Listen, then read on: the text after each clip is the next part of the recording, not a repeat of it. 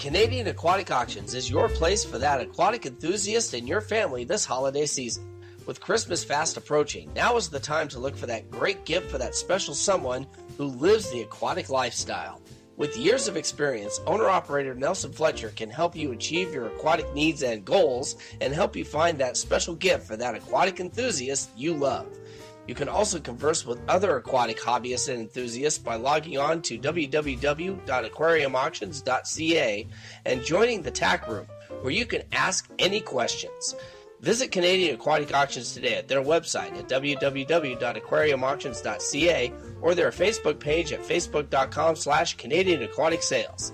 Together we can build lasting relationships based on listening and servicing your needs in a professional environment. Merry Christmas and Happy New Year from Canadian Aquatic Auctions. My name's James. For 6 years, I was a garbage can druggie. I would do any kind of drug I would get my hands on. But here at Teen Challenge, I've walked away from that drug lifestyle for good. If you know an adult or teenager who is struggling with a chemical addiction, Teen Challenge is there to help. Please, don't wait. Call us today at 417-862-6969 or reach us on the web at teenchallengeusa.com.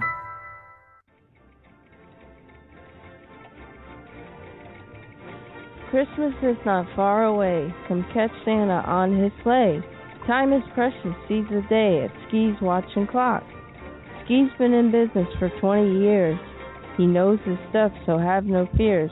He knows about all those tiny gears inside every clock. When you come to Ski's Watch and Clock, his variety is huge. From wristwatches, pocket watches, stopwatches, desk clocks, mantel clocks, grandfather clocks, new and previously owned reconditioned pieces. Right now, with Christmas so close, we will only accept light repairs till after Christmas. The elves are busy enough as it is filling Santa's sleigh. Don't let the Grinch stop you from filling the stockings or putting things under the tree this year. If you're worried about getting someone a gift, you can put items on layaway with just a small deposit. Thanks to Ski, you can send that stupid Grinch to his bedroom with no dinner or TV and no computer or PlayStation. By now you must be wondering where Ski's Watch and Clock is. It's located in beautiful downtown Winter Haven at 106 West Central Avenue, Florida, just across from the main post office. Call 863-294-5630. Again, that number is 863-294-5630.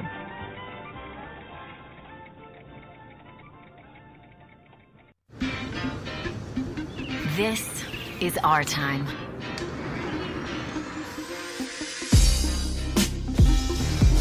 We play without limits.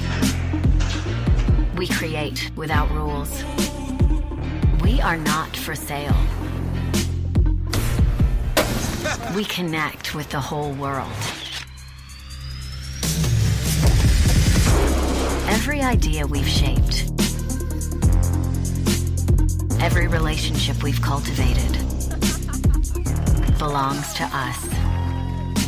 We demand the freedom to be our uncensored selves. And when something challenges that, we change it. Together, this is our time.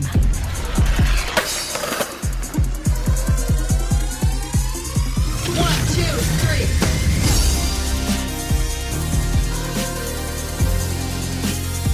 Let's start a revolution.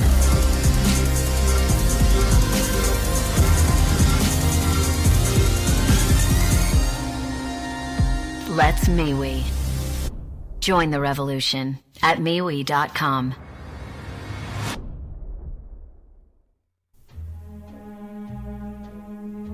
Memories can last a lifetime, especially when it comes to the holidays, especially when it involves taking pictures.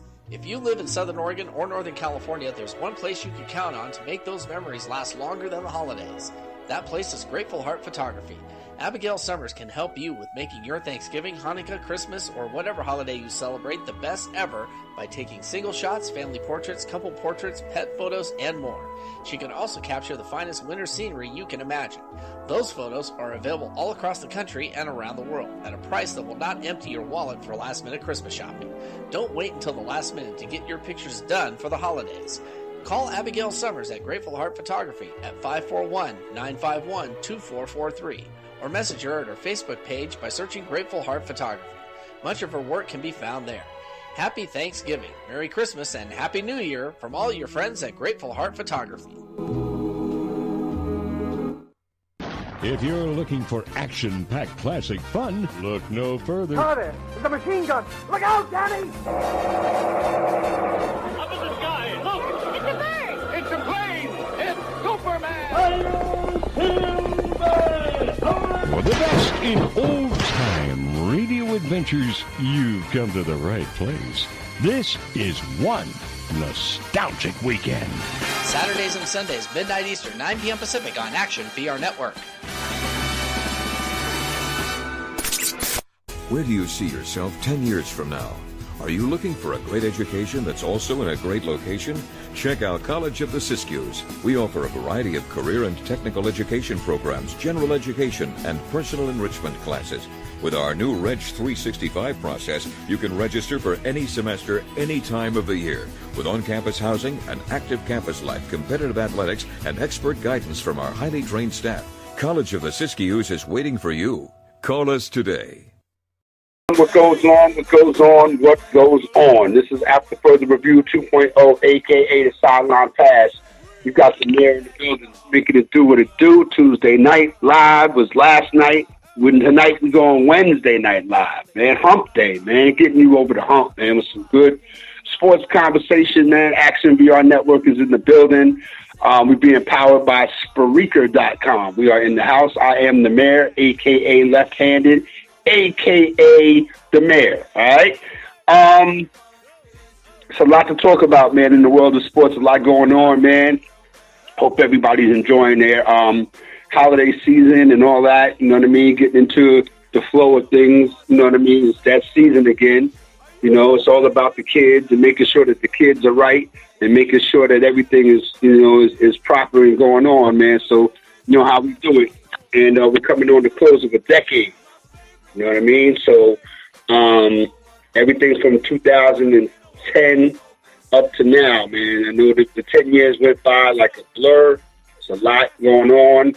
And we're here to chop it up as far as the sports and what's going on with everything happening in the world of sports, man. So we're going to rock with you, and hopefully you rock with us, man. I got my man, the ubiquitous Robert James, is in the building holding me down behind the board, you know what I mean? So let's rock out, man. I'm excited, man. I'm excited for, you know, the possibilities for what's getting ready to happen in 2020 with a whole bunch of stuff, you know, personally, professionally, and all of that, man. So hopefully get it together. 2020, man, you know, it's time for fresh starts, opening your eyes to some things.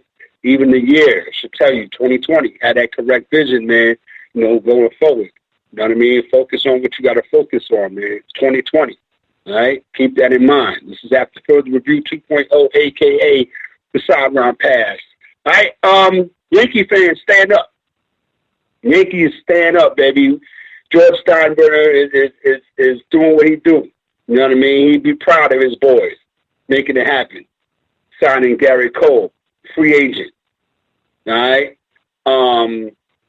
$324 million over 9 years.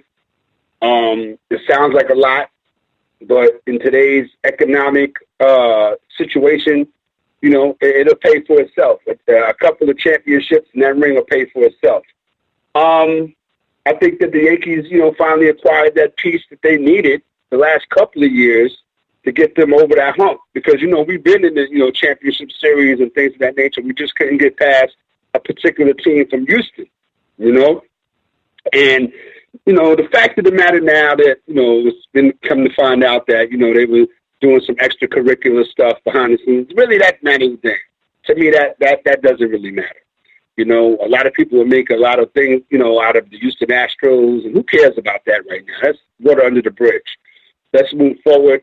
And the Yankees have decided, you know, Garrett Cole is worth it, and I think he's worth it. You know, the best pitcher in baseball, 29 years old, right-hander, ace. That's what we were missing. You know, we were lacking the ace. I mean, we had, you know, a bunch of, you know, maybe, you know, second line, you know, even third line starters, you know, and the top line starters that we had were injured. You know, Luis Severino injured, you know. So Garrett Cole kind of makes everything complete. So hopefully we can you know, look forward to some World Series, you know, and some parades and stuff like that. But I just think that, man, at the end of the day, man, Garrett Cole is just, you know, a sign of, you know, things to come. You know, you had Mike Trout getting his money, you had Bryce Harper getting his money, and as a pitcher, you know, now people say, well, he only works, every fifth day. So what? You know what I mean? So he's still got to contribute. He's still got to perform. And I think, you know, him being a Yankee fan, you know, ever since he was a little kid, I saw the picture of him when he was a little kid out there with Derek Jeter, you know, and I think that, you know, it's every kid's dream to, you know, pitch a Yankee Stadium. So he's getting ready to do that. And the Yankees had drafted him out of high school. So, again, it comes full circle for Garrett Cole, man. You know, he was pitching for the Pirates. The Yankees tried to get him when he was in Pittsburgh, and he eventually ended up going to Houston, which is fine, all and good. You know what I mean? But now he's a Yankee, and we're going to welcome him, you know, and he instantly goes to the top of the rotation. So he'll be pitching opening day in Baltimore, and he'll be, and how the rotation plans out, he's going to get 35 starts, over $1 million a start. That's, you know, if you can get it, I'm not mad at you. Get that money, Daddy. I'm not mad, you know. And I just think now as a Yankee fan, you know, people are going to start hating us again. You can't wait to hate the Yankees. Everybody loves to hate the Yankees, you know. But even though the moves that, you know, other teams made, like the Red Sox and, you know, the Angels and the Dodgers and stuff like that, you know, they've got their World Series. You know what I mean? The Dodgers don't have World Series. But the Red Sox, they spent money. Now they're talking about trying to flip Mookie Betts, one of the best players, if not the best player in baseball. They're trying to flip David Price. So I think now they're trying to get their salary situation in line and in order, so they don't have to, you know, continue paying that luxury tax. So again, man, you know, a lot of the best players in baseball are on the trade block. You know, it might sound weird, but I think that, you know, everybody, you know, won their World Series. You know, the teams that spent their money, they won their World Series, man. And now it's time to kind of, you know, figure out, you know, where you are as a franchise and what you want to go do moving forward. Because 2020 is going to be, you know, a new situation for everybody, you know. But as far as the Yankees are concerned, man, you know, the Yankees are going to be the Yankees. You know, we got Garrett Cole now, and, you know, I think there's still some, you know, moves that we have to make. They're minor moves. They're not really, you know, big, earth-shattering moves, anything that's going to change our situation. We have, for example, we need to find a center fielder, you know, and that'll probably end up, you know, re-signing Brett Gardner. You know what I mean? And to me, Brett Gardner is the best available free agent center fielder, and it's not really that close. Even though he's 36 years old, it's not that close. You know, I think, you know, giving Brett Gardner a 1-year deal is works out for everybody. You know, so again, at the end of the day, you know, Brett Gardner has been around. You know, and I think that you know, with the Yankees needing a center fielder, if you re-sign him, that's the easiest thing that you can do because you know what you get out of Brett Gardner. You know what you get. As far as the Yankees are concerned, again, you got to do something with Jay Happ's salary because, again, you know, the Yankees, you know, luxury tax payroll will be up to about $245 million for 2020, okay? And that's going to be way above the $208 million threshold and the $228 million second tier, okay? And it's going to be close to the $248 million third tier, okay? And what that means is each tier brings higher tax rate. And what that means is that the Yankees have to pay a luxury tax. Okay? And as you know, a team that had paid luxury taxes before, the Yankees paid luxury tax and will pay luxury tax in 2019. The luxury tax will go up even further for the Yankees. So again, they have to kind of like cut a little salary so they can kind of like fit under certain particular luxury tax tiers, so they have to pay that much in luxury tax. I know it sounds a lot, and you know, you hear a lot of numbers moving around, and it sounds confusing. But you know, all my accountants out there know what I'm talking about, man. So it looks like Jay Happ is going to be the one that, you know, is going to probably end up having to be moved, because I think that, you know, what the Yankees have now, their rotation, it looks like, you know, Gary Cole, Luis Severino, James Paxton, Masahiro Tanaka, and Jordan Montgomery. Now, as far as Domingo Germán, he's suspended under Major League Baseball's domestic violence policy. So he's not really even a concern. So moving forward, what the Yankees can do, we can trade J Happ, you know what I mean, probably get, you know, a outfield piece, you know, and plug in Jordan Montgomery. Remember, he had Tommy John surgery, you know, late, this year. And again, I think that, you know, whatever the Yankees do as far as their pitching, we're not concerned with the top of the rotation. We're concerned with, you know, the back of the rotation, which is okay. We could trade J Happ, and we could sign a cheaper fifth starter, you know, maybe somebody like a Homer Bailey, you know what I mean, or Martin Perez, you know, somebody that's just going to be able to replace that production, you know, at a fraction of the cost. And that's always good. You can get the same numbers but not pay as much money. So, again, man, and I did not forget about Didi Gregorius. I did not forget about him. Having to replace him is going to be tough. But then again, you know what? I'm going to keep it on the realistic terms, man. Didi missed 2019. He came back. He still contributed, did his thing. But I think what he's going to be remembered and mostly missed for is he's the one that replaced Derek Jeter. He's the guy that came behind Derek Jeter. So, and he did contribute.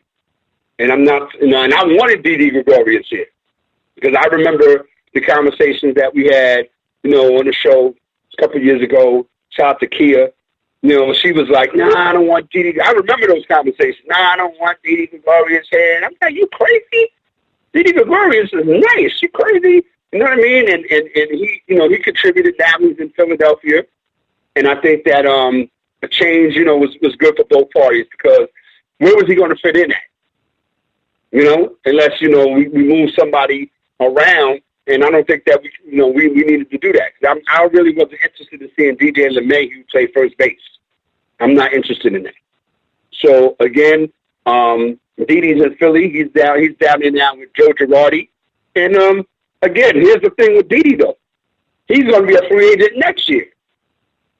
Okay, he signed a 1-year, $14 million deal with the Phillies.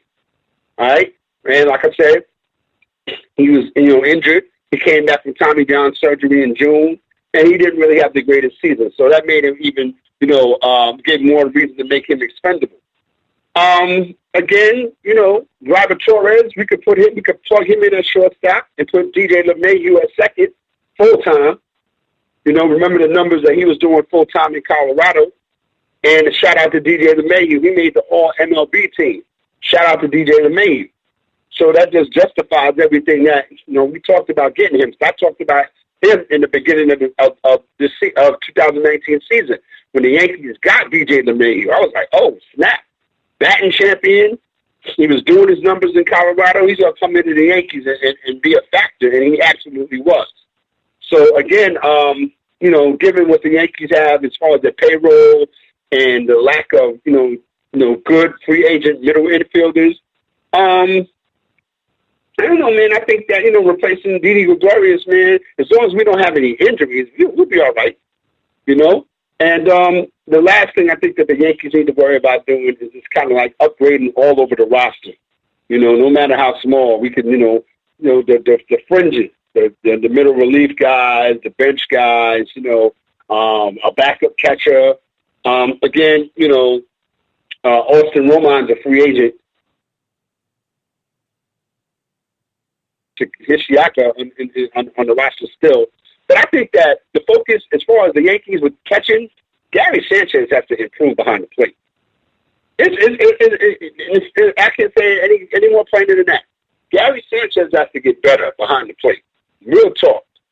Because he's a liability. And I think, as far as, his bat, that's never been a worry. It's been the defense. And I think if, Gary Sanchez can shore his defense up and still, have that, his bat's not going anywhere. He just has to get better defensively. And once he gets better defensively, then the Yankees will really be a problem. So, as far as the winter meetings are concerned, man, that's what's going on right now in baseball. That's why I started to show off with baseball, man, because baseball, they're going through their winter meetings right now. And some things that you haven't really, heard about as far as like, the Houston Astros, they're trying to gauge a little interest on Carlos Correa. Okay, that was a surprise. Like, wow, Houston Astros, Carlos Correa? Yeah, man. The Astros are listening to offers. All right? They have a lot of revenue at their disposal. And, again, they want to stay. They're another team that wants to stay under the luxury tax threshold. So, again, that means they probably have to clear some payroll via trade. Carlos Correa, 25 years old, very productive hitter. Okay? But injury is I think that's the reason why, the Astros are even thinking about moving a guy like Carlos Correa.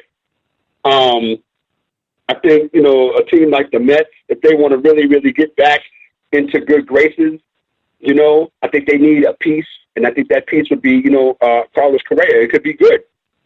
I mean, even though they have Ahmad Rosario as shortstop, and, last year, 2019, he showed that he can, realize some potential offensively.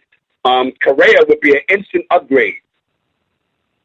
And I think if the Mets had a chance to get Carlos Correa, they could, move him to another position. So again, man, a lot of things going on in the winter meetings. The San Diego Padres interested in Starling Marte. I'm not understanding how Starling Marte is such a, people are looking at him as a valuable piece. I mean, 31 years old, he still adds a little value. But, I mean, I'm not really a big dude, a Starling Marte dude. He's under contract for $11.5 million in 2020. Okay.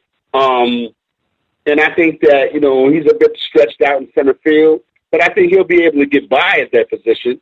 The Padres have, they have a crowded outfield right now. So, again, after, getting Manny Machado and, and those guys like that, the Padres still with the San Diego Padres, and I'm hearing that the Padres are talking to everybody about Will Myers. They want to get rid of Will Myers. And I thought for a second, I said, well, hey, Will Myers can play first base. He's a decent bat. I think he's kind of like taking a step back as far as skill-wise, talent-wise.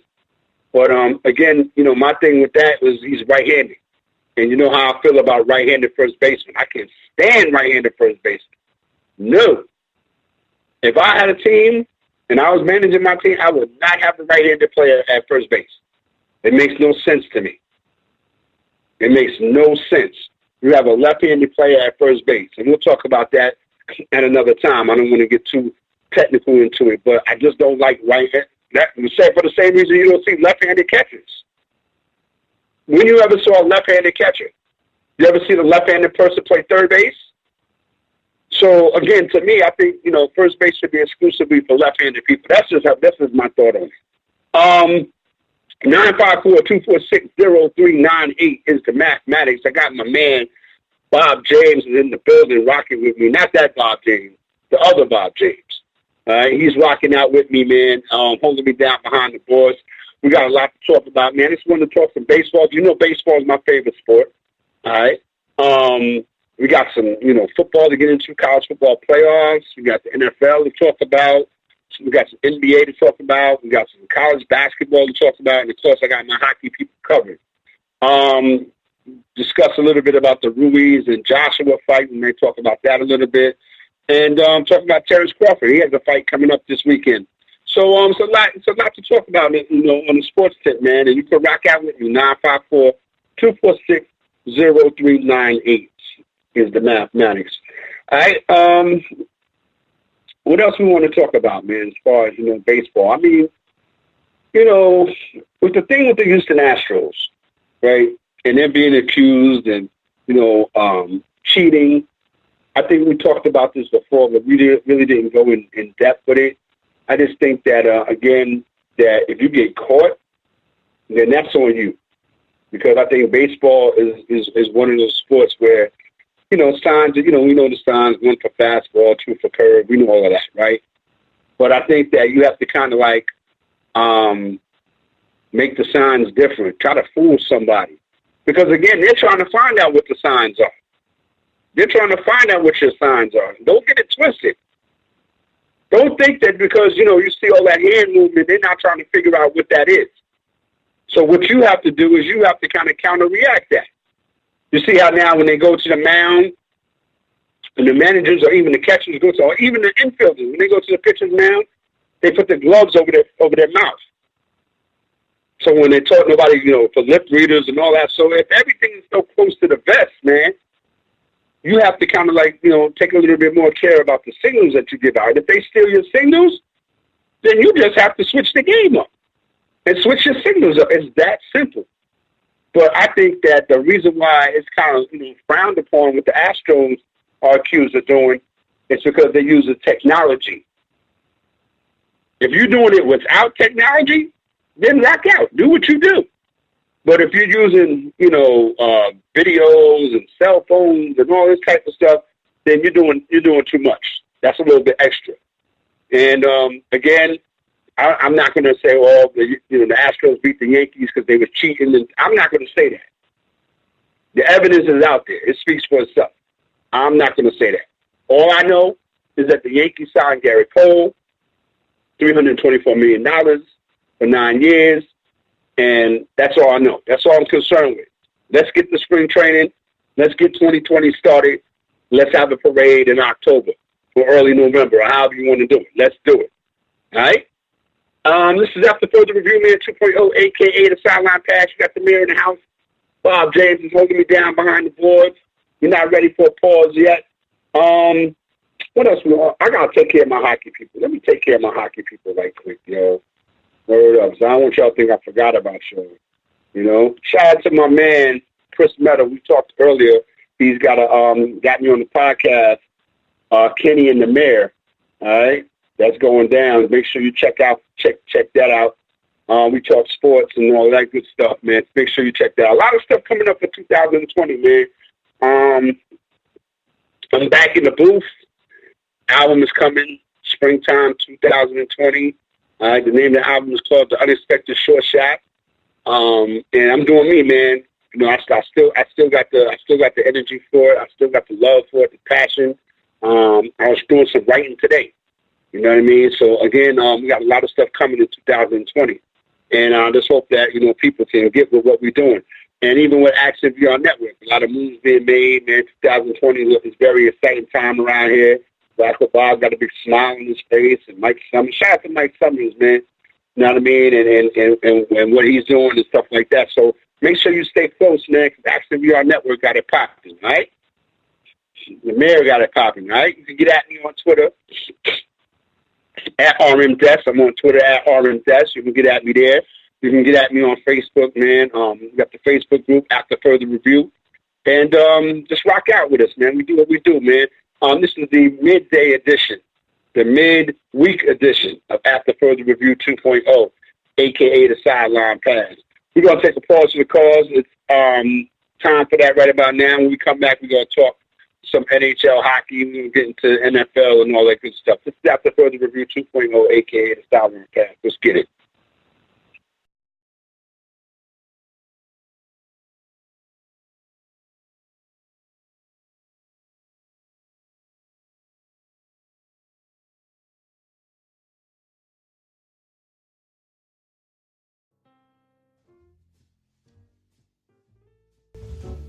Canadian Aquatic Auctions is your place for that aquatic enthusiast in your family this holiday season. With Christmas fast approaching, now is the time to look for that great gift for that special someone who lives the aquatic lifestyle.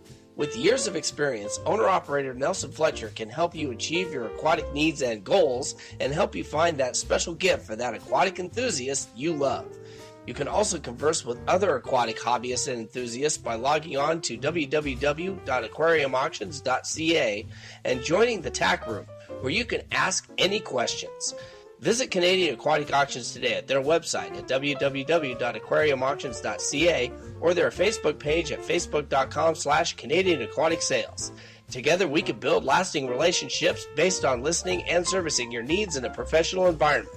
Merry Christmas and Happy New Year from Canadian Aquatic Auctions. My name's James.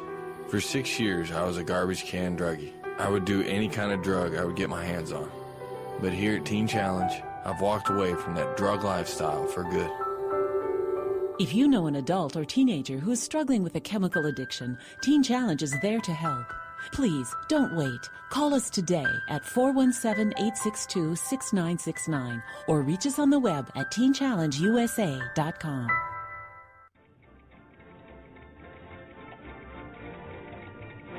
Christmas is not far away. Come catch Santa on his sleigh. Time is precious, seize the day at Ski's Watch and Clock. Ski's been in business for 20 years. He knows his stuff, so have no fears. He knows about all those tiny gears inside every clock. When you come to Ski's Watch and Clock, his variety is huge. From wristwatches, pocket watches, stopwatches, desk clocks, mantle clocks, grandfather clocks, new and previously owned reconditioned pieces. Right now, with Christmas so close, we will only accept light repairs till after Christmas. The elves are busy enough as it is filling Santa's sleigh. Don't let the Grinch stop you from filling the stockings or putting things under the tree this year. If you're worried about getting someone a gift, you can put items on layaway with just a small deposit. Thanks to Ski, you can send that stupid Grinch to his bedroom with no dinner or TV and no computer or PlayStation. By now you must be wondering where Ski's Watch and Clock is. It's located in beautiful downtown Winter Haven at 106 West Central Avenue, Florida, just across from the main post office. Call 863-294-5630. Again, that number is 863-294-5630.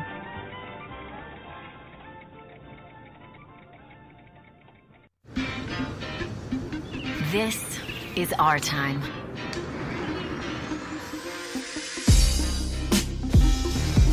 We play without limits. We create without rules. We are not for sale. We connect with the whole world. Every idea we've shaped, every relationship we've cultivated belongs to us. We demand the freedom to be our uncensored selves. And when something challenges that, we change it. Together. This is our time.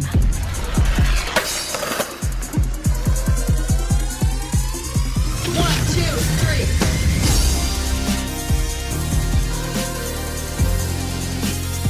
Let's start a revolution.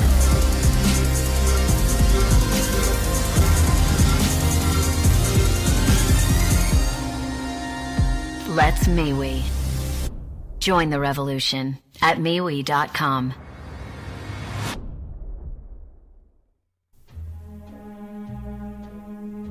Memories can last a lifetime, especially when it comes to the holidays, especially when it involves taking pictures. If you live in Southern Oregon or Northern California, there's one place you can count on to make those memories last longer than the holidays. That place is Grateful Heart Photography. Abigail Summers can help you with making your Thanksgiving, Hanukkah, Christmas, or whatever holiday you celebrate the best ever by taking single shots, family portraits, couple portraits, pet photos, and more. She can also capture the finest winter scenery you can imagine. Those photos are available all across the country and around the world at a price that will not empty your wallet for last-minute Christmas shopping. Don't wait until the last minute to get your pictures done for the holidays. Call Abigail Summers at Grateful Heart Photography at 541-951-2443 or message her at her Facebook page by searching Grateful Heart Photography. Much of her work can be found there. Happy Thanksgiving, Merry Christmas, and Happy New Year from all your friends at Grateful Heart Photography. If you're looking for action-packed classic fun, look no further. Carter, there's a machine gun. Look out, Danny! Up in the sky, look! It's a bird! It's a plane! It's Superman! For the best in old-time radio adventures, you've come to the right place. This is one nostalgic weekend. Saturdays and Sundays, midnight Eastern, 9 p.m. Pacific on Action VR Network. Where do you see yourself 10 years from now? Are you looking for a great education that's also in a great location? Check out College of the Siskiyous. We offer a variety of career and technical education programs, general education, and personal enrichment classes. With our new Reg 365 process, you can register for any semester, any time of the year. With on-campus housing, an active campus life, competitive athletics, and expert guidance from our highly trained staff, College of the Siskiyous is waiting for you. Call us today. Hump, man. We missed you yesterday, but we're here today, man. That's all that matters. 954-246-0398 is the mathematics. You know how Action VR Network give it up. Listen, man, we're coming down to the close of a decade, a year, all of that. All right. Next week is going to be the last show for 2019, the last show for the 2010s, all that. I'm going to go hard as far as, letting people know what it is. We want to have a party, man. We want to chop it up with everybody. We want everybody to call in, check in. I'm going to get at everybody, man, and just say what you got to say, man. And we want to have some fun with it. So next week is the last show, man, for 2019 after further review. 2.0, aka the Sideline Pass. We'll be back the first week of January. Getting it popping. You know how we do, man. So everybody can get some rest, rejuvenated. You know what I mean? Get fresh and all that fly stuff, man. And the mayor and Bob James and Mike Summers and Chuck Skull and Miss Cat and Sonny Cruz and the whole crew will be back 2020. You already know what it is. NHL, I got my hockey people covered. I got y'all, man. It's like a quarter of the season. A little bit more than the quarter of the season has been played. And, now's the time. It's about time to get serious now. But I think that as far as hockey is concerned, a lot of people are, learning their lesson about what happened last year with the Tampa Bay Lightning. I mean, they finished last season with 128 points in the regular season. That was the fourth most in the history of the league. We know how that ended up for them. All right? They got swept. 128 points, President's Trophy, 62 games they won, and they got swept in the playoffs. So we talked about this on prior shows, like how, the President's Trophy is a gift and a curse. But I think that, so far with this season right now, the Washington Capitals are on a pace to end up with more points than last year's Tampa Bay team. All right? They haven't really been, killing it, like Tampa did last year. But, again, we're only a couple of weeks away from Christmas, and the Capitals have, been doing their numbers, man. They lost last night against Columbus, all right?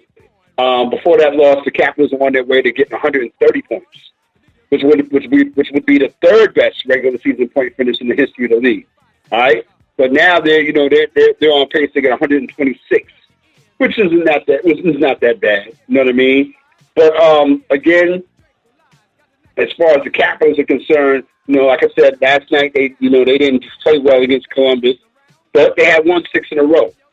You know what I mean? Including a sweep of a 4-game road trip. So they'll be all right. You know what I mean? So as far as the Capitals, they're doing their numbers, and you got, just watch out for them. The Boston Bruins. It's been a tough week for them. They lost 3 in a row, and they were like behind by 3 goals in each of those games. The first time all season that they trailed by 3 goals. All right. They lost at home to Colorado in regulation as the first regulation loss at home this year. But, they lost to the Blackhawks and Ottawa. Come on, man. What's up with that? The New York Islanders. A lot of people expected the Islanders to kind of like fall off after last year. They surprised a lot of people. But, excuse me, I'm not one of those people. I said it last year. You can go back to the shows and listen to them. When the Islanders got Barry Trotz, I said, you know what? The Islanders are going to be sneaky good. I think that's the exact verbiage that I use. The Islanders are going to be sneaky good. And they were actually great last year. Right? This year, they've delivered one of the best starts in franchise history.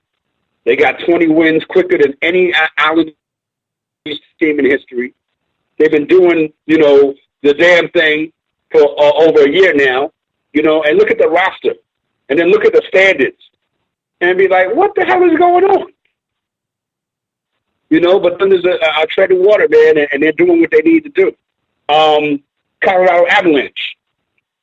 That's a team that's dealing with the injury bug. And, again, they got points in 7 straight games, 6 wins, 6 of those wins. But again, man, Colorado is one of those teams that people thought at the earlier part of the season were going to be okay, and they're making those people look smart. The St. Louis Blues, I think that, they're the defending Stanley Cup champions, and I don't think that they're getting the respect that I don't know if they deserve it or the respect that they need. I don't know about the St. Louis Blues, man. I figured maybe that Stanley Cup was an anomaly, and are they going to repeat? Hell no. But are they garbage? Hell no. It's just that I think that, we're waiting now to decide whether they're having a Stanley Cup hangover or not. I think that's what the deal is with St. Louis. All right. The Pittsburgh Penguins. So far, they get the team award for resilience. All right. The Penguins are even, it's a surprise they're even still in the conversation. Okay. Because they had mad injuries, But, again, man, it kind of makes you, wonder how important Sidney Crosby even really is to this team, But, again, man, at the end of the day, the Penguins have, they have Stanley Cups. They got, championships that they can fall back on. And they just try to hang on right now because I think that, Sidney Crosby makes a difference between them being a decent team or a garbage team. And that's how we'll look at that. The Philadelphia Flyers. The Flyers are having a surprising season. Okay, I would even dare to call them this year's New York Islanders. Okay, nobody saw this coming with the Flyers. Okay, they really haven't beaten anybody good in about 3 weeks. You know what I mean? And so that would lead you to wonder, even if the Flyers think that they're good themselves. But I think that as long as they're, having a winning season and they're still surprising people and they're in the conversation, that's all you could take away from that. Carolina Hurricanes. They're doing their numbers. You got to put some respect, on Sebastian Aho's name. You know what I mean? Andrei Shabannikov, put some respect on those guys' names. They're doing what they need to do as far as keeping their heads afloat. There's still a lot of season to go, The Edmonton Oilers, they're still hanging around, but beginning to slide. Remember, a couple of weeks ago, the Edmonton Oilers were hot, and I think it might be due to a lack of depth. They don't really have that much depth, And, again, Connor McDavid, you got to start wondering, asking yourself, is he going to end his career in Edmonton? Because again, you're tired of being, this is not, Wayne Gretzky, Jerry Curry, you know what I mean? Grant Fuhrer, Mark Messier. This is not that team. Even though you have a bona fide, qualified superstar in Connor McDavid, but what else do you have? That's the question. All right. So get at me, man. This is After Further Review 2.0, a.k.a. the Sideline Pass. You got the mayor in the building. 954-246-0398 is the mathematics, man. I'm watching college football, man, and I'm looking at college football playoffs, and it's about the top 4 picks and all of that, and everybody's talking about the college football playoffs should expand. I don't think so. I don't think the college football playoffs should expand at all. Because again, and Bob can kind of talk to me about that. A couple years ago, I'll say about 3 years ago, maybe 4 years ago, we were having these conversations. It's going to go from 4 teams to 8 teams, and then eventually the college football playoffs are going to include 16 teams, which is nonsense. That's way too much. Nonsense. Nonsense. Total nonsense. They don't know what. Go ahead, Bob. Yeah, I was just going to say, and I know know where you're going to go with this here too. That 16 teams, way too much. I mean, I'm not a big fan of I'm not a big fan of the playoff system myself, but I'll let you make your point before I make mine.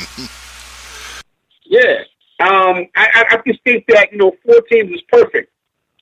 4 teams is perfect, man. You know what I mean? And even if you twist my arm and say 6, okay, I might be liable to go ahead and give you that. But 8 and then 6, knock it off. What are we doing?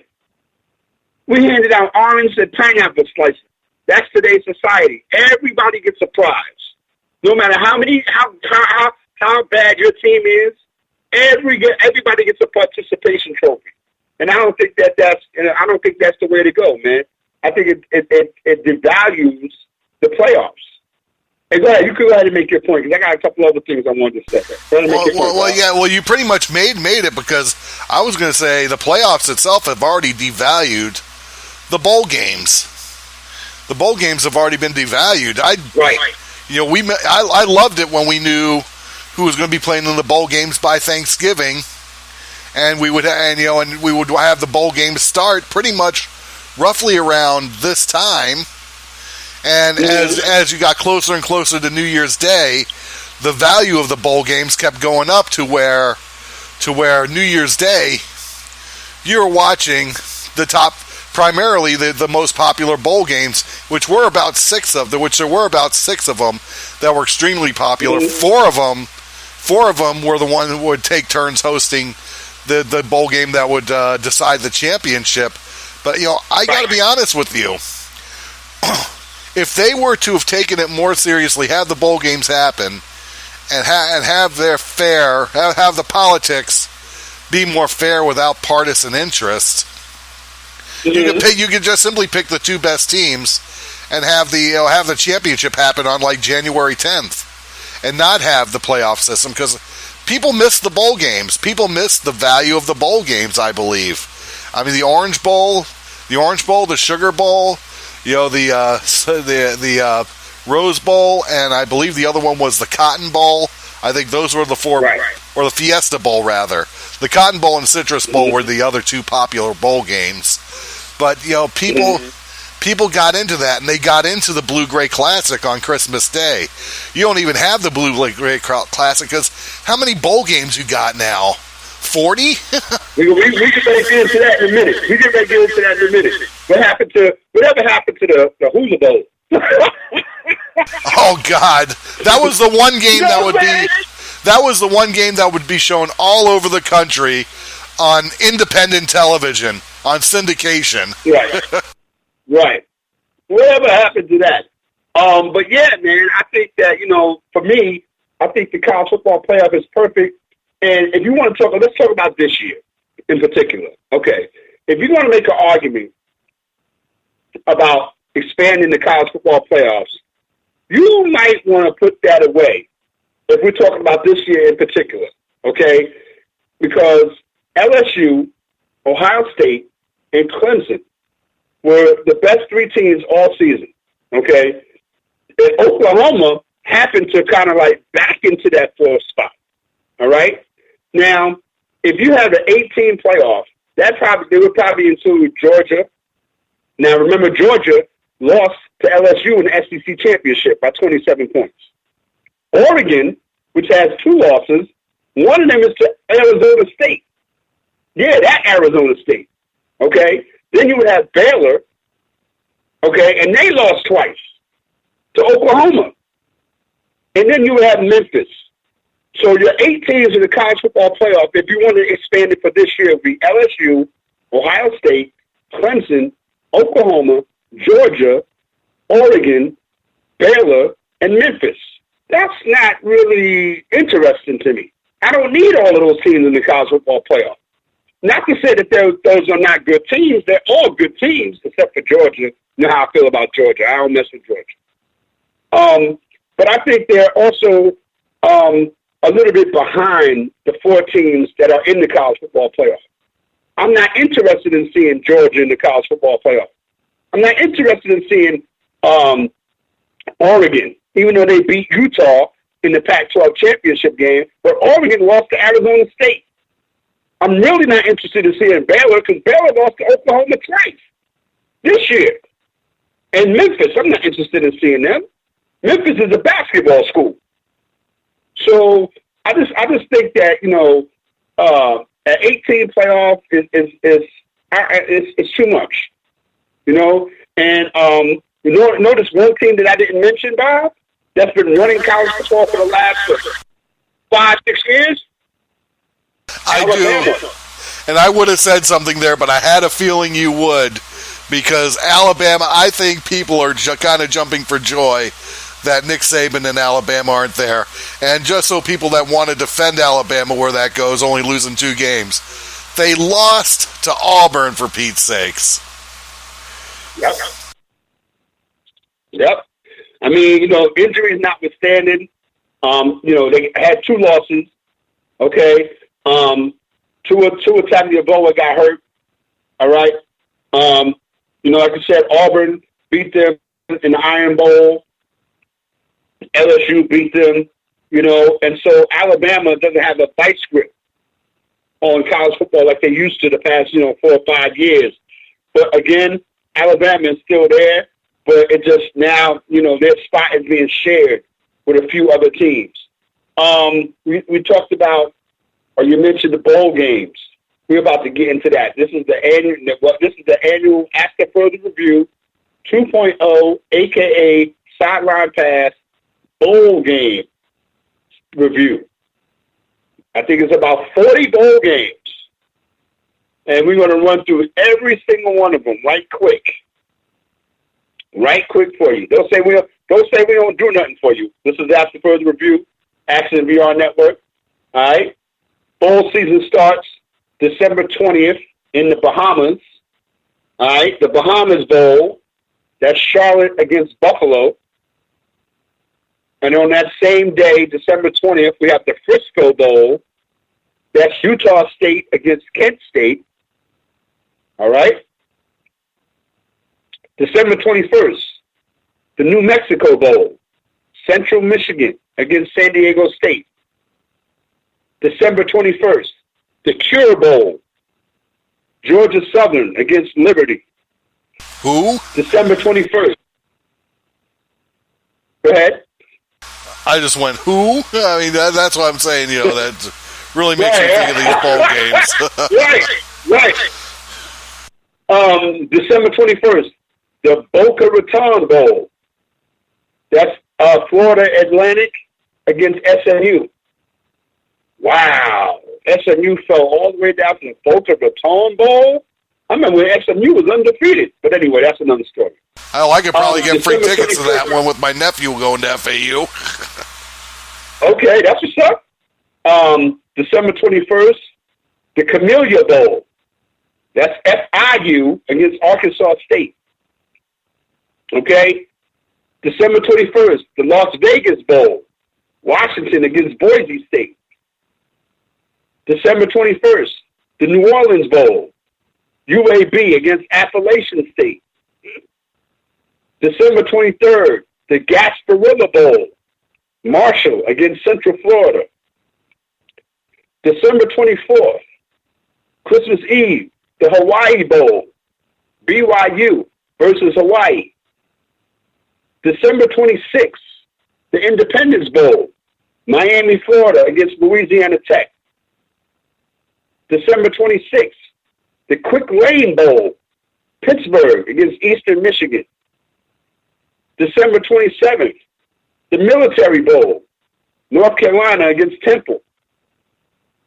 December 27th, the Pinstripe Bowl, that's at Yankee Stadium, Michigan State against Wake Forest. December 27th, the Texas Bowl, Texas A&M against Oklahoma State. December 27th, the Holiday Bowl, USC against Iowa. December 27th, the Cheez-It Bowl, Washington State against Air Force. December 28th, the Camping World Bowl, Notre Dame against Iowa State. December 30th, the First Responder Bowl, Western Michigan against Western Kentucky. December 30th, the Music City Bowl, Louisville against Mississippi State. December 30th, the Red Box Bowl, Illinois against California. December 31st, New Year's Eve, the Alamo Bowl, Utah against Texas.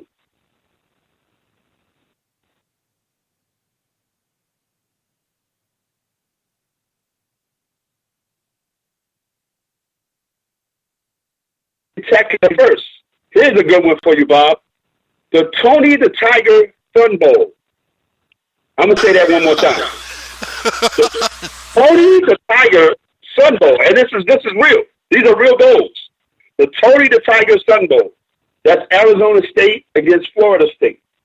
Now, I've heard of the Sun Bowl before, but the Tony the Tiger Sun Bowl, is Kellogg's, like, sponsoring this one or something? Yeah, it's Tony the Tiger Sun Bowl. All right. And so then we got New Year's Eve, we got the Liberty Bowl. That's Kansas State against Navy. Then we have the Arizona Bowl. That's Wyoming against Georgia State. All right, now we get to New Year's Day. The Citrus Bowl, Michigan against Alabama. The Outback Bowl, Minnesota against Auburn. January 2nd, the Birmingham Bowl, Boston College against Cincinnati. January 2nd, the Gator Bowl, Tennessee against Indiana. January 3rd, the Idaho Potato Bowl, Nevada against Ohio. January 4th, Armed Forces Bowl, Tulane against Southern Miss. January 6th, the Lending Tree Bowl, Louisiana against Miami of Ohio. All right. Now here's the New Year's Six Bowl games. December 28th, the Cotton Bowl, Memphis against Penn State. December 30th, the Orange Bowl, Virginia against Florida. New Year's Day, the Rose Bowl, Wisconsin against Oregon. New Year's Day, the Sugar Bowl, Georgia against Baylor. Now here's the college football playoff. December 28th, 8 o'clock, Fiesta Bowl, Clemson against Ohio State. December 28th at 4 o'clock, the Peach Bowl, Oklahoma against LSU. And January 13th, the national championship. You know how many bowl games that is? It's 4, that's 7, 8, 9, 10, 11, 12, 13, 14, 15, 16, 17, 18, 19, 20, 21, 22, 23, 24, 25, 26, 27, 28, 29, 30, 31, 32, 33, 34, 35, 36, 37, 38, 39, 40. 40 bowl games. 40. I think it needs to get back. like I said, I remember when it was just 15 bowl games. And you had the Blue-Gray Classic, and of course you had the Senior Bowl. The Senior Bowl, right. You know, which happened after all the bowl games have ended. All I can say is the Senior Bowl still goes on. The Blue-Gray Classic doesn't. I mean, you know, it's just I liked it better when it was 15 because you saw all the teams in the top 25 go, and you had probably the 5 most competitive teams that didn't rank also go in there that probably deserve to be in a bowl game somewhere. I mean, you know, it's too much. We're seeing teams that don't need to do this. I mean, you know, it's just, wow. I mean, you know, I'm at a loss for words. And the other thing is now, if star players make it to the championship, make it to the college football championship, and they're seniors, if they're seniors, they could opt not to play in that one just to save themselves for the combine in the NFL draft, which I think is ridiculous. That's another ridiculous thing. That's like saying, well, I got no heart. I'm just going to wait to see if I get the big money in the NFL since I've been so great for 4 years, and I can see about getting the big money. That's baby. That's such baby talk. I gave my blood, sweat, and tears for 4 years for this school, and then you know what? Nah, that's okay. I'm not going to play in the champ. I'm not going to, help my school get a championship. I'm gonna wait. I'm gonna let my body heal so I can get ready for the combine and get the draft and then get all this money. Yeah, you're right. Absolutely right. When in fact that championship game may be what becomes your defining moment, whether or not you make it into the NFL. That's true. That's true. And again, and you know what, though? We talked about this last year, I think.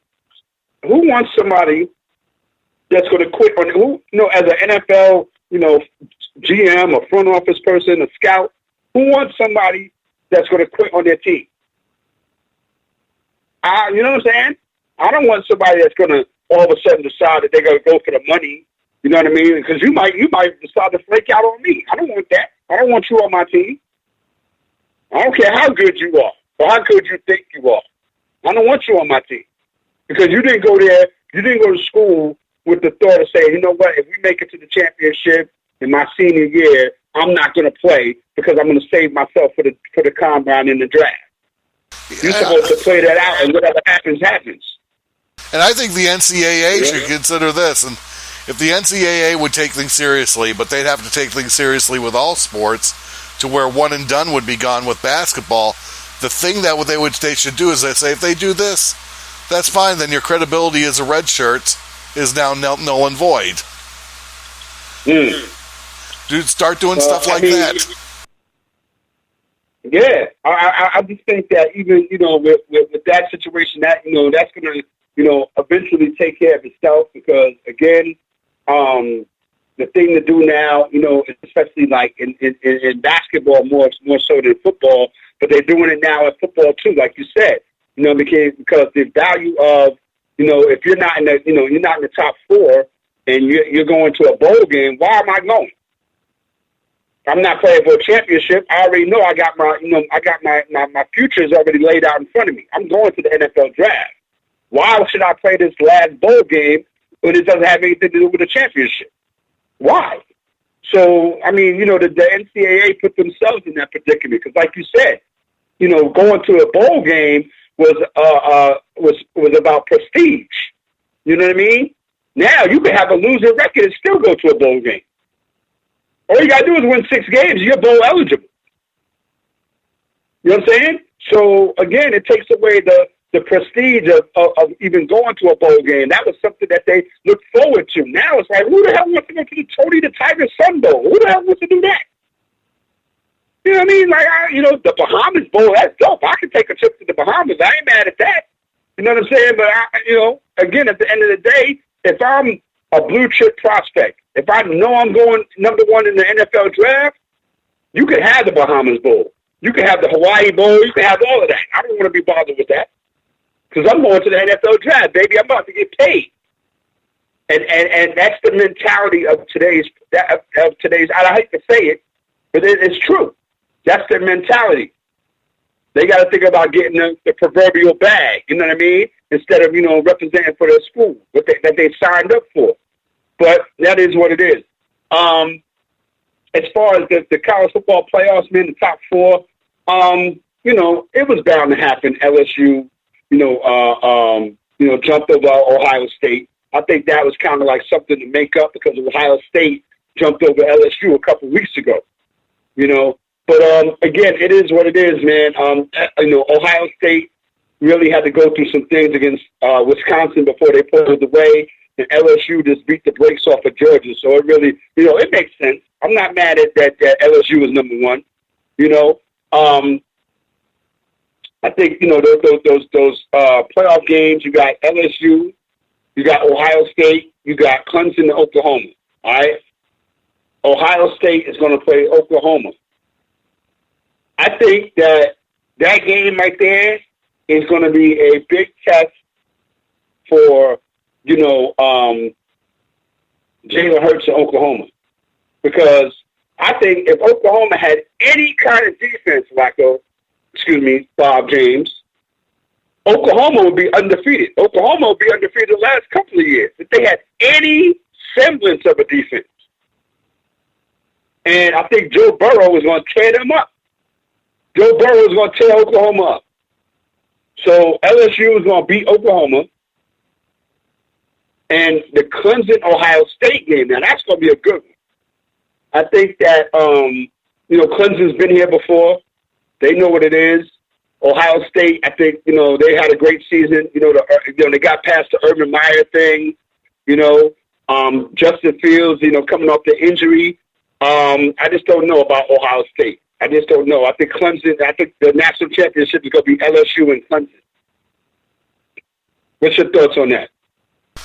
I actually agree with you there.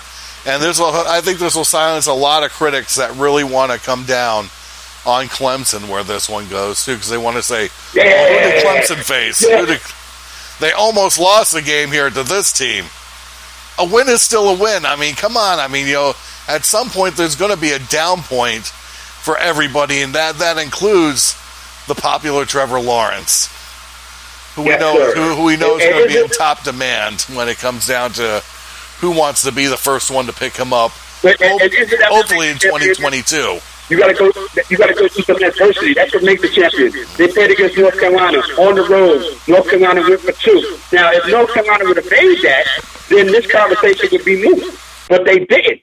And Clemson won 28 straight games, going back to 2017. All right? Clemson's playing in their 5th straight playoff game, tying Alabama for the record.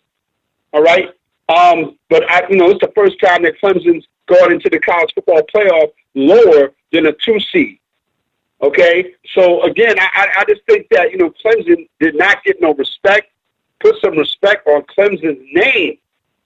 That's all I'm saying. Put some respect on their name. Clemson won that game against North Carolina. They won the game on the road, and people crucified them.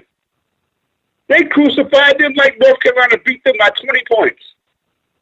And it didn't make no sense to me. It didn't make sense at all, because as a champion, you got to go through something to get to something. And I think that Clemson, they made their mark. Okay, they held it down. They did what they were supposed to do.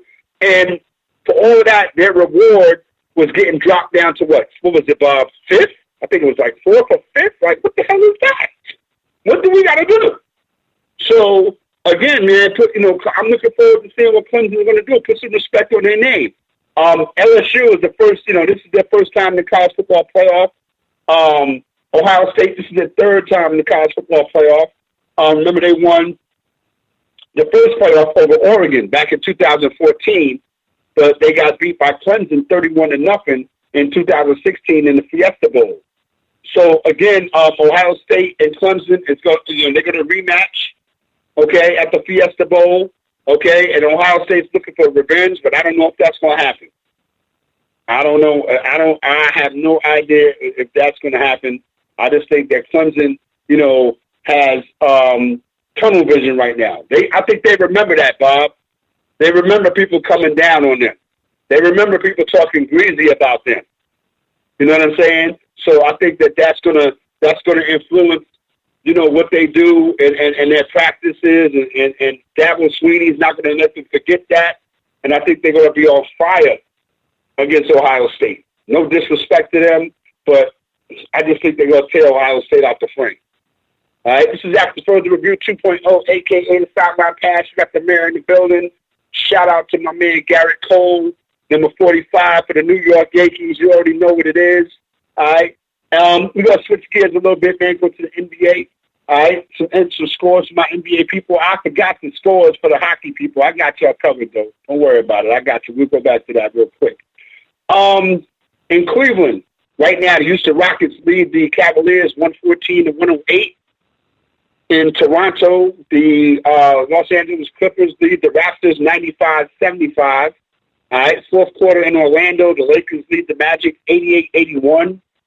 Fourth quarter in Indiana, the Pacers lead the Celtics 111-109.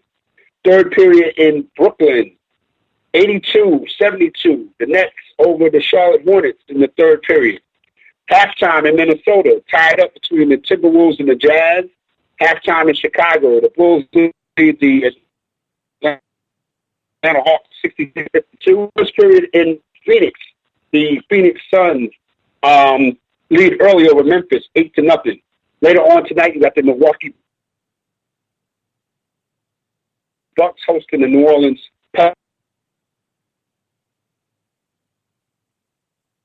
Pelicans against the Golden State Warriors. What do you say right now, man? It's at the. I'm not going to spend a lot of time on that. Just want to talk about it a little bit because I really want to get into some NFL. But yeah, man, right now, real quick, the MVP right now, to me, in my opinion, is Giannis. Giannis Antetokounmpo. I know I messed his name up, but it's all good. Luka Doncic is averaging, almost averaging a 30-point triple-double. Okay. James Harden is scoring almost 40. When you talk about the most valuable, okay, Giannis is running away with it. Okay? Only Wilt Chamberlain and Elgin Baylor, okay, they've averaged only 30 points.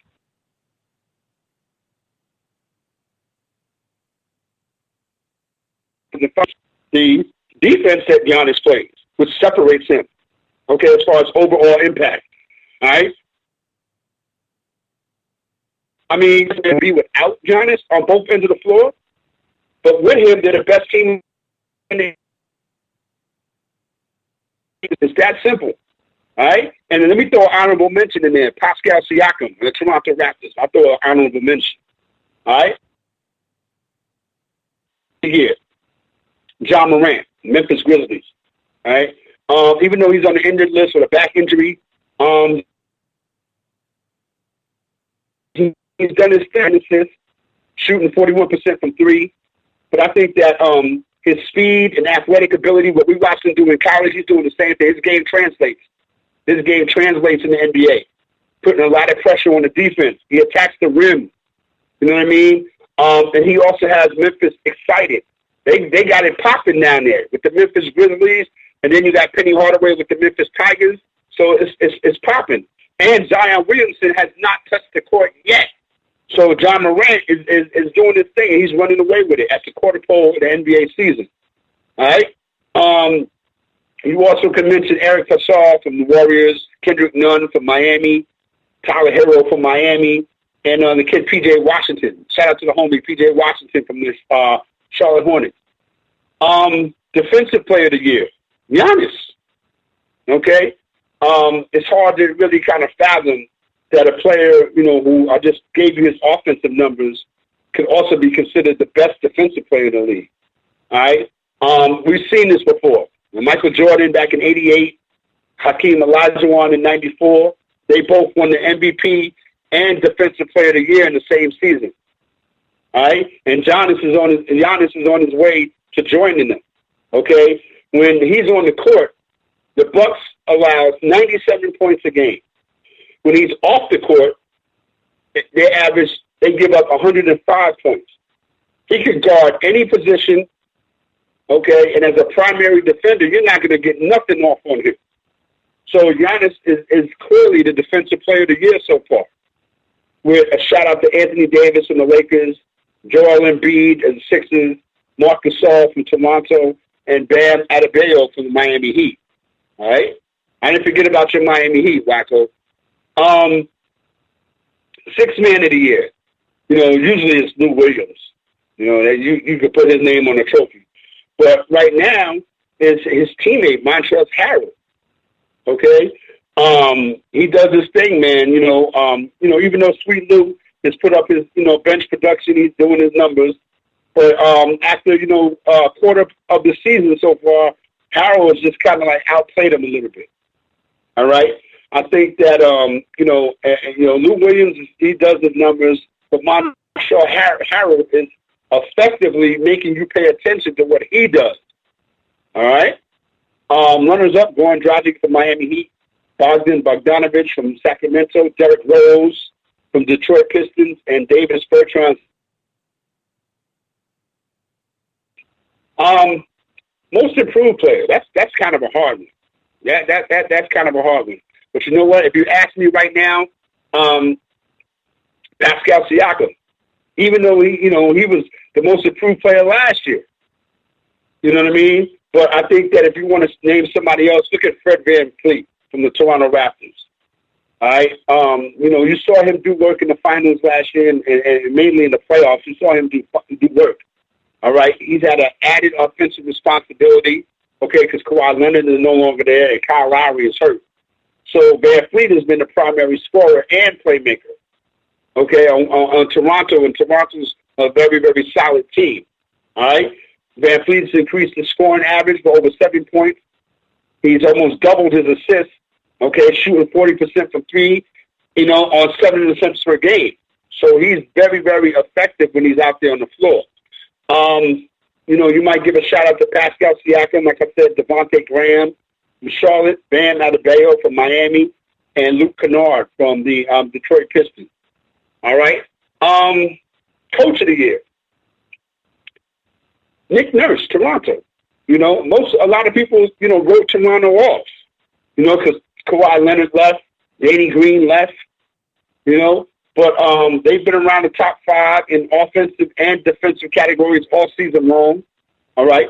And that's not easy because they lose a player like Kawhi Leonard who added that quality on both ends of the floor and replacing him with, role players like Rondé Hollis Jefferson and Terrence Davis, But I think that right now, after 20 games, Nick Nurse is the leader in the clubhouse as far as coach of the year. Give a shout out to Rick Carlisle of Dallas, Frank Vogel of the Lakers, Brad Stevens of Boston, and Eric Spoelstra. Gotta throw him in there. You know what I mean? Because the Miami Heat are having a pretty good season so far. You know what I mean? All right, so this is After Further Review, man, 2.0, a.k.a. the Sideline Pass. We are in the building, Hard Body Karate. Make sure you check us out, man. Like I said, next week is the last show for 2019. All right? I'm going to really make sure that people come in and check us out and rock out with us, man, because, y'all been missing the action, but it's all good. Shout out to everybody who checked us out and been rocking with us. We appreciate y'all so much, man. Get at me on Twitter at RMDeath. You can get at me on Facebook. After Further Review is the name of the group. And rock out with us, man, because we have fun over here, man. We're not really, your everyday meat. You can get that other usual sports talk on TV. You know what I mean? We talk about the stuff that they don't talk about. And we give you a chance to participate as well. All right? We're going to take a quick pause for the calls. When we come back, we're going to close the showdown, shut the showdowns, ride out with the NFL. I know Bob has some stuff that he wants to talk about. All right? So this is After Further Review 2.0, a.k.a. the Sideline Pass. We'll be right back, yo. Let's get it. Canadian Aquatic Auctions is your place for that aquatic enthusiast in your family this holiday season. With Christmas fast approaching, now is the time to look for that great gift for that special someone who lives the aquatic lifestyle. With years of experience, owner-operator Nelson Fletcher can help you achieve your aquatic needs and goals and help you find that special gift for that aquatic enthusiast you love. You can also converse with other aquatic hobbyists and enthusiasts by logging on to www.aquariumauctions.ca. Here at Teen Challenge, I've walked away from that drug lifestyle for good. If you know an adult or teenager who is struggling with a chemical addiction, Teen Challenge is there to help. Please, don't wait. Call us today at 417-862-6969 or reach us on the web at teenchallengeusa.com.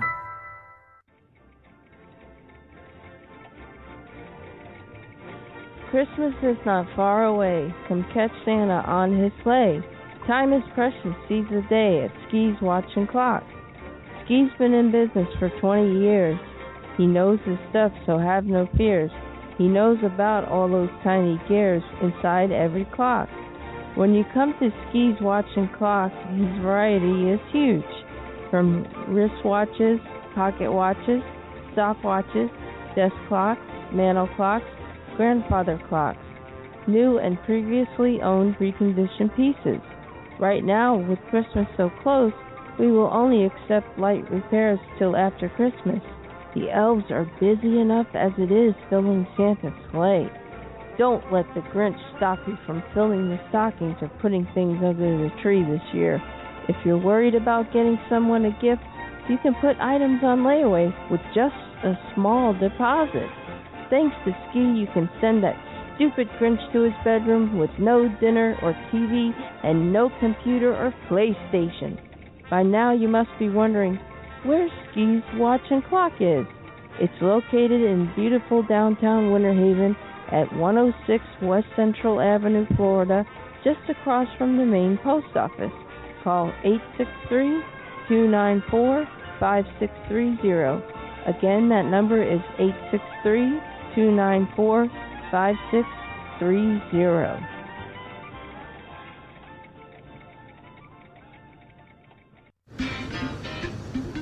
This is our time.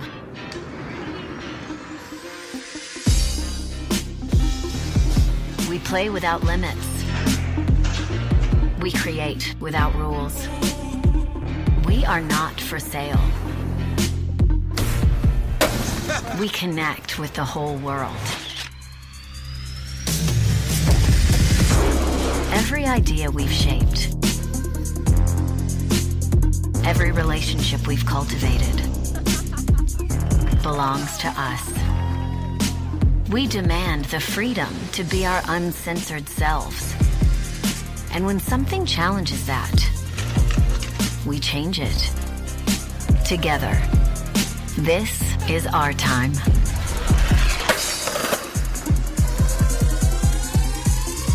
One, two, three.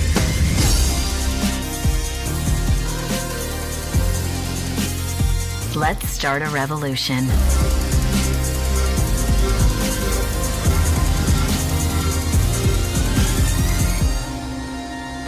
Let's MeWe.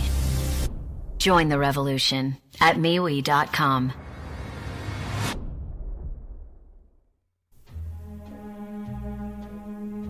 Memories can last a lifetime, especially when it comes to the holidays, especially when it involves taking pictures. If you live in Southern Oregon or Northern California, there's one place you can count on to make those memories last longer than the holidays. That place is Grateful Heart Photography. Abigail Summers can help you with making your Thanksgiving, Hanukkah, Christmas, or whatever holiday you celebrate. Call Abigail Photography at 541-951-2443 or message her at her Facebook page by searching Grateful Heart Photography. Much of her work can be found there. Happy Thanksgiving, Merry Christmas, and Happy New Year from all your friends at Grateful Heart Photography. If you're looking for action-packed classic fun, look no further. Carter, it's a machine gun. Look out, Danny! Up in the sky, look! It's a bird! It's a plane! It's Superman! For the best in old-time radio adventures, you've come to the right place. This is one nostalgic weekend. Saturdays and Sundays, midnight Eastern, 9 p.m. Pacific on Action VR Network. Where do you see yourself 10 years from now? Are you looking for a great education that's also in a great location? Check out College of the Siskiyous. We offer a variety of career and technical education programs, general education, and personal enrichment classes. With our new Reg 365 process, you can register for any semester, any time of the year. With on-campus housing, an active campus life, competitive athletics, and expert guidance from our highly trained staff, College of the Siskiyous is waiting for you. Call us today. Man, this is After Further Review 2.0, a.k.a. the Sideline Pass. You got the mayor in the building. Make it do what it do, man. 954-246-0398. We talked a lot of stuff, man. I'm still almost out of breath, man, from talking about all those bowl games, 40 of them. We got a caller in the building, man. One of my big homies, man, decided to check in with me, man, and I appreciate you so much. Mr. LJ, good. How are you, man? How you doing? I'm doing good. Good to hear your voice. Good to hear Brian also. Good to hear y'all. I just called in just to get some education from y'all tonight. I just want to hear what y'all talking about. I appreciate you. We get ready to get into some NFL, man, because like I said, I'm tired. I'm seeing stars and talking about all those bowl games. No, I'm trying to get a ticket to the Tony the Tiger Sun Bowl, man. That's a real thing, y'all. Tony the Tiger Sun Bowl. That's a real thing. Whatever happened to the Weed Whacker Bowl? you mentioned something before. Do you think that's possible that it could get expanded to 6 teams? You think that's possible? I think that's a terrible idea, Mr. LJ. I think that's a terrible idea. It waters it down even worse than what it is already. You know what I mean? I mean, to me, if you got the best 4 teams, what else could you ask for? I mean, to me, if you want to twist my arm, I'll give you 6. Right. I'll give you 6 if you go twist my arm. But if you go through an 8, and then 12, and then 6, what are you doing? And then you know what though? Go ahead. I'm sorry. No, go ahead. No, what I was going to say, you know what? At the end of the day, though, what it all boils down to, it's about economics. It's about money at the end of the day. Right. And you can't argue that. So who am I? You know what I mean? I just know what makes sense.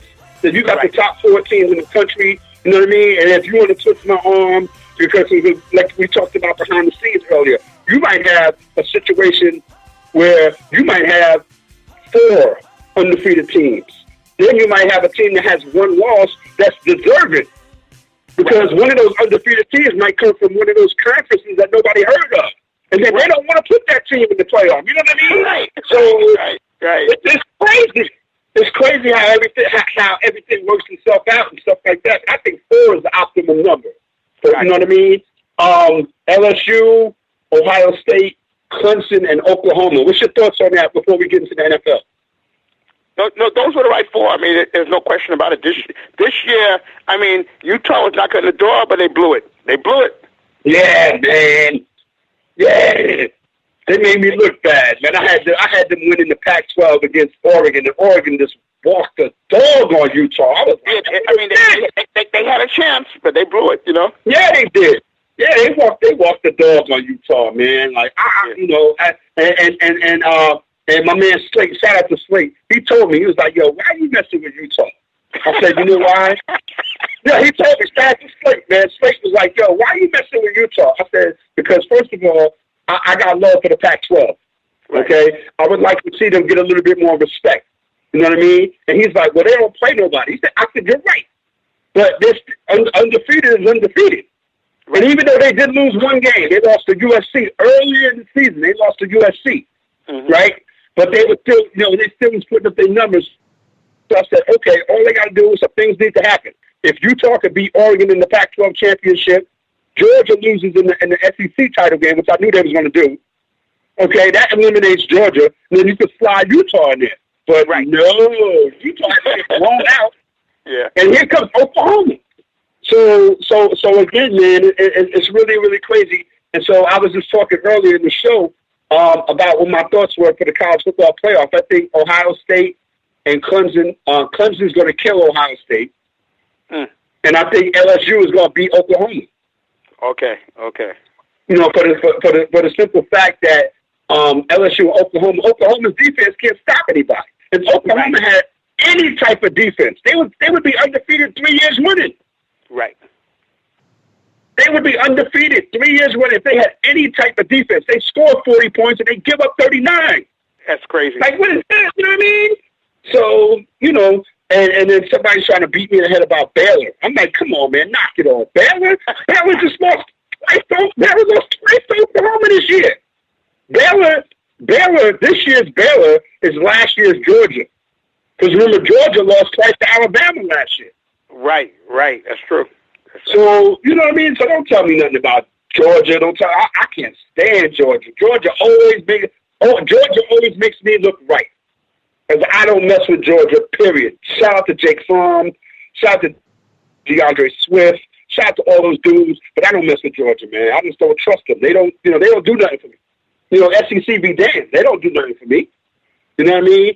But yeah, man, I think that the championship game is going to be LSU and Clemson. And we were talking earlier. Yeah, me and Bob were talking earlier about how Clemson, you know, a lot of people, you know, need to put some more respect on Clemson's name. Right. You know, because they remember earlier in the season they had went to North Carolina, and Mac Brown had them on their toes. North Carolina went for 2. Remember, at the end of the game, they went for 2. And if they would have made it, they would have beat Clemson. But Clemson stopped them. So Clemson got away with a victory. And people went crazy. They was like, they was acting like Clemson lost by 20 points. And I was talking to one of my homies. I was telling him, I say, look, if you as a champion, you got to go through something to get through something. That's what builds champions. Definitely. You can't win every game 55-0. You can't. Right. You know what I mean? So you know, I think that they were really disrespecting Clemson, and I think Dabo Swinney is going to remind them of that every chance he gets. So when they see Ohio State, they're going to beat the brakes off Ohio State. Justin Fields is coming off an injury. Ohio State hasn't been right. You know, they didn't play a complete game against Penn State. They didn't play a complete game against Michigan. You know what I mean? And they really didn't play a complete game against Wisconsin. So you think Clemson is going to sit back after what they went through this year and see Ohio State coming and kind of fall back and relax? Nah. It's not. And Dabo Swinney's like, it's not our fault that Alabama's not here. Because remember, Mr. LJ, everybody's, and myself included, swore up and down it was going to be Clemson and Alabama again. Yeah, everybody thought that. Yeah. You know what I mean? Yeah. Everybody thought it was going to be Clemson and Alabama again. So, you know, I think that Clemson is here, Alabama's not. Life goes on. You know what I'm saying? So that's that. But where we are right now, as far as you know, NFL, here we go again, Mr. LJ. Spygate 2.0. Well, with the NFL, I gotta listen to y'all because I haven't watched football in 3 years, so I just gotta listen to what y'all saying.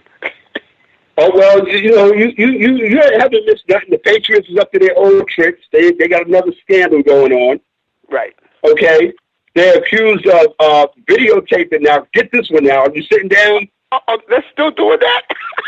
Yes. Listen. This one's going to get you. Are you sitting down? Yeah. The Patriots are accused of spying on the Cincinnati Bengals. Wow. The Patriots are accused of spying on the Cincinnati Bengals. Now, this would have been a better story if the Bengals would have been accused of spying on the Patriots. Right. But the Patriots, yeah, man. So what happened was, I think last week, the Patriots, they sent the video team to Cleveland to film a documentary, allegedly, on an advanced scout who was at the... Go ahead. I'm laughing. Good. Oh, yeah. So the Patriots sent a video team to Cleveland to film, to do a documentary on an advanced scout who was at the Browns and Bengals game. Okay? Now, remember, the Bengals are going to play the Patriots this weekend. Okay? So, again, yeah, man. So, again, the Patriots sent a third-party video contractor to Cleveland for the shoot. You know, they had got their credentials by the Browns, but the Bengals and the NFL were not made aware. Okay? The Patriots didn't let them know. The Browns didn't let them know. And again, I think that somebody that works for the Bengals saw the Patriots guy and he had on Boston Bruins gear. Like this is turned into an episode of I don't know what to tell you. This is crazy. You know what I mean? So again, the cameraman had his camera pointed on the Bengals coaching staff and was watching them for the entire third quarter of the game, and it's just bananas, man. After all the stuff from we talked about it earlier, from the tuck room to the first Spygate to Deflategate and all that, you didn't miss nothing, Mr. LJ. You ain't missed nothing. You went away for 3 years, came back, and the Patriots were still on some nonsense. That's crazy. That's crazy. Wow. It's crazy, man. And I want to see how the NFL is going to deal with this because, again, the Patriots get away with everything. They get away with everything. They always got some fly excuse for it. But here's the funny part is, I told Bob this earlier. I equate this situation right here. Follow me. I equate this situation right here to OJ. All the stuff that OJ was accused of doing, right? He went to jail for stealing his own stuff. He didn't go to jail for what he was accused of doing. Right. He went to jail for stealing his stuff. He went to jail for stealing his own stuff. So with everything that went on with the Patriots, from the Deflategate, Spygate, this and that, the Robert Kraft situation, all of that stuff that's going on, the Patriots are about to get jammed up for spying on the worst team in the league. That's crazy. That's basically all you can say. That's basically all you can say. It's actually ironic that happens. Wow. Yeah, that's the word. Ironic. Absolutely. Yeah. It's crazy. People do stuff, and then that's crazy, but then they get caught or for stuff that they don't need to do. Right. Why do they need to spy? Why do they need to spy on the Cincinnati Bengals of all teams here? Come on. Right. That's the funny part. The funny part. Why did they just? Bob, you said it best. Bob. You was like the Bengals should have been spying on the. Right. I'm surprised. I'm surprised there's not an investigation going into the Cleveland Browns after that Thursday night game against the Pittsburgh Steelers, because if you could have seen that exact same thing happen again, you'd have the new Bounty Gate going on probably. Right? Yeah. It's a lot. It's a lot going on, man. That with that Marquise Pouncey and Mason Rudolph and that was crazy. That was really, really bad. But again, at the end of the day, like I said, I thought he would have been better off if you just punched him in his face.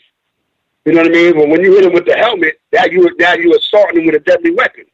Now, what if you'd have bust that man's head open, hit him with the helmet? They'd have arrested him right there in the field. He would have been better. I said that. I said he would have been better off just snuffing him, just punching him in his mouth. Bang. You know what I'm saying? Because nobody mentioned the fact that Mason Rudolph tried to take Myles Garrett's helmet off first. That's what happened. When they were on the ground, Mason Rudolph was trying to take Myles Garrett's helmet off. He couldn't take it off. Myles Garrett took his helmet off. Okay? I'm not even going to mention the part about Mason Rudolph, try to kick, Myles Garrett in the groin. And all type of other stuff. Myles Garrett was being he was backing away. He had two Pittsburgh Steelers offensive linemen in between him and Mason Rudolph. Mason Rudolph got up and came charging at Myles Garrett. Myles Garrett swung the helmet and hit Mason Rudolph in the head with it. Bang! And all hell broke loose. Wow. You know what I'm saying? Yeah, so, and again, at the end of the day, man, it's just, you ain't missed nothing. The NFL is the NFL. You ain't missed nothing, man. You know what I'm saying? But, yeah, man, I think that, the first Spygate, remember that back in 2007? The Patriots were, caught, videotaping the walkthroughs of the, I think it was the Jets they were playing. And it's just a whole bunch of stuff going on with the New England Patriots, man. From the tuck room back in, 2001, 2002? to now, they're still going on with some drama going on with them. It's just really crazy, man. It's really, really crazy. That's crazy. I just don't know. Yeah, it is. It is, man. It is.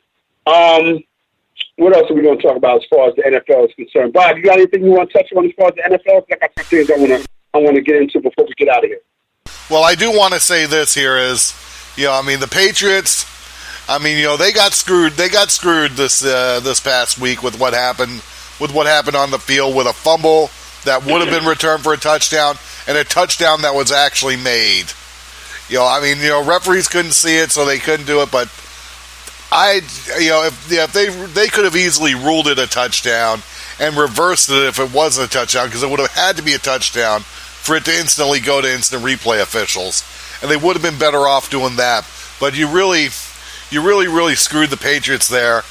But the sad part is, it took away from my Miami Dolphins and what happened to them with a bad penalty call that ultimately cost them the game, and Brian Flores went nuts.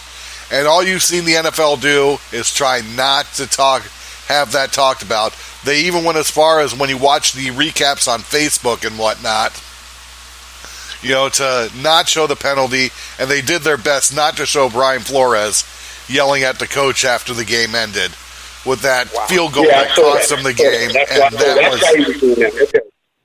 I saw that. Yeah, that's crazy. I can't believe they swept that under the rug. I can't believe it. It's NFL. It's NFL. Nothing surprises me about what Roger and them do anymore, man. I'm not surprised about nothing. My hockey people, hold up real quick. My hockey people, I got y'all. Montreal leads Ottawa 2-1 third period in Montreal.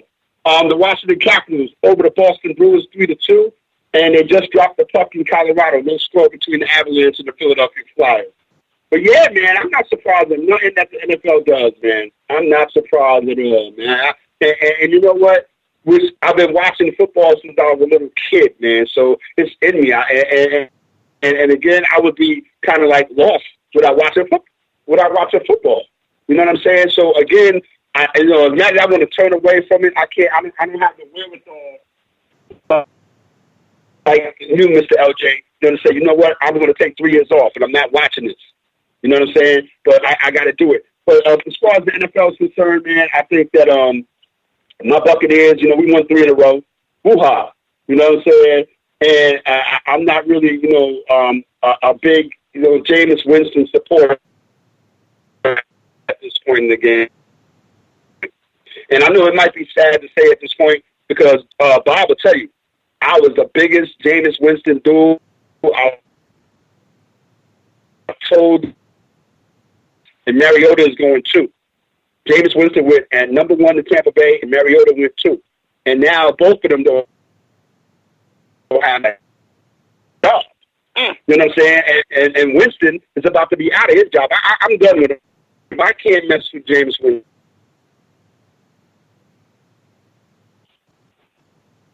for 4 years, 5 years, I can't mess with him. I can't mess with him. Return the interceptions, and he's still the same Jameis Winston that we've been watching.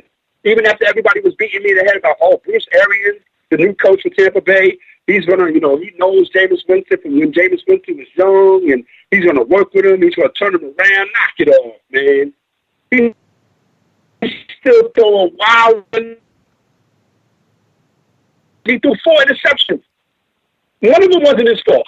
One of them I give him the benefit of the doubt. But the other 3, oh, man, come on, bro. Come on, bro. What we doing? What we doing, man? Knock it off. Nah, I'm not. I can't mess with Jameis Winston, man.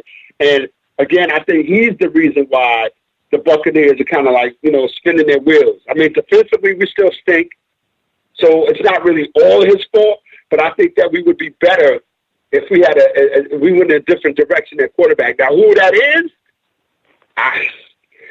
Somebody said Cam Newton. Somebody threw another name out there. I just need somebody that's going to be consistent and that's going to be a winner and is not going to turn the ball over every chance that they get. And that's basically that. So again, man, nothing's changed in the NFL. You still got the Patriots cheating. Still got the Buccaneers being garbage. The Rams fell off. The Cowboys are 6-7 in first place. Mike Tomlin's going to win Coach of the Year. So I mean, it's yeah, man, yeah. The Steelers are doing their thing. The Steelers are what, 8-5? Yeah, the Steelers are doing their numbers right now. The Steelers are written off for dead. The Steelers were written off for dead earlier this season, man. And I think that with the job, and they're on that the third string quarterback, Bob, the dude Duck. Yeah, they're on their third string quarterback. Roethlisberger's out for the year. Mason Rudolph got beat up, and Duck Hodges is his name. So the Steelers are 8-5. So again, I mean, Mike Tomlin, man, he's worked some miracles, yo. He worked some miracles this year, yo, with the Steelers. But as far as if you ask me about Super Bowl right now, Bob just talked about it earlier. He says he doesn't see the Patriots going. I don't see them going either. It's all about the Baltimore Ravens right now.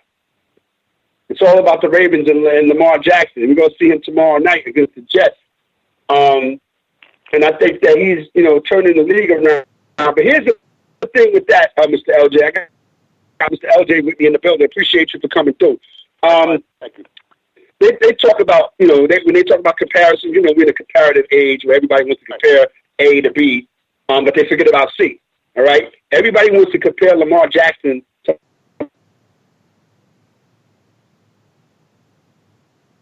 digging the crates a little bit deeper.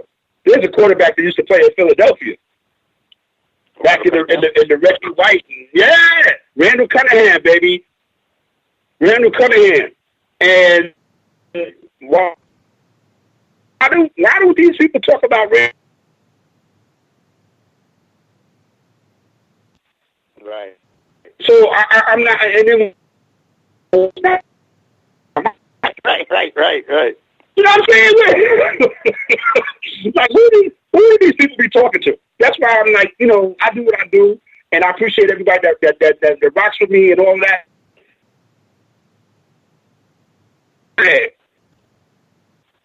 And so when right, I've seen that before, yo. So, but when you bring up Michael Vick, that's cool. You absolutely dead right. You're dead right. But don't leave Randall Cunningham's name out the conversation. Right. Don't do that. You know what I'm saying? And again, when people say, that's old, OG and all that, I earned that right. And you're mine. Summers at Grateful Heart They kind of like really proof to them because they're gonna Mr. LJ. They will read an article on Google. They will Google something down that they got all the information, the Holy Grail. They know everything. We're wrong. So here's my thing, and you know me. You know how I give it up. Oh yeah. I'm like, listen, check this out. You read an article on Google. You saw a highlight on YouTube, but you wasn't there. Exactly. You didn't get the. You didn't live through it. Absolutely. There you go. You didn't live through it. Absolutely, my guy. So again, like I look at the players that came along before I understood the game. I may have read about them, given them respect. Mm-hmm. I didn't experience it, so I don't really talk about them that much. Right. So for you and me, and I'm talking about you and me right now. Jim Brown. I can't speak to that. You know what I'm saying? And I remember him vaguely. Okay. Yesterday in the group, someone was talking about that about Y.A. Tittle. I'm like, that's before my time. I can't remember. Y.A. Tittle. Give me a break. Yeah. So hey, so you know what that says to me? Somebody been doing their Googling. Exactly. I didn't even think about him. Right. Like I said, Jim Brown. I mean, when you talk about, like going back in the days and digging in the crates and stuff, we're going to talk about, Roger Staubach, Terry Bradshaw. You want to go a little bit deeper? Right. You might talk about Lenny Boston. And I remember Terry Bradshaw when I was a kid because what happened was there was a black quarterback, Terry Gill, who was had this. Georgie Dogillum. Yeah, Georgie Dogillum. Yeah, that's right. South Rep, but he lost it, and then the rest was it. And that same team had another Terry from Notre Dame. But so Terry Henry. Yes, sir.